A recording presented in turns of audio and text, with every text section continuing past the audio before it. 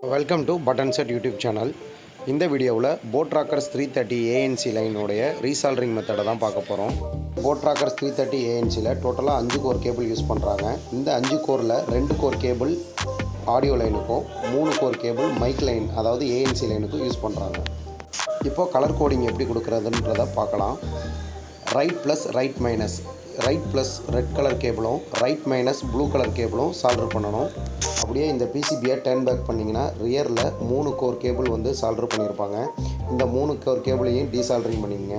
டீசால்டரிங் process முடிஞ்சதுக்கப்புறம் இருக்கக்கூடிய இந்த லொக்கேஷன் எல்லாத்தையுமே க்ளீன் பண்ணிக்கங்க. ஏன் இதை க்ளீன் பண்ணணும்னா, மேபி இதில் ஏதாவது ஒரு டிப்ரிஸ் இருந்துச்சுன்னா அது நம்ம ஏஎன்சி லைனை வந்துட்டு அஃபெக்ட் பண்ண வாய்ப்பு அதிகமாக இருக்குது. ஃப்ளக்ஸை அப்ளை பண்ணிவிட்டு சால்டர் பண்ணிடுங்க.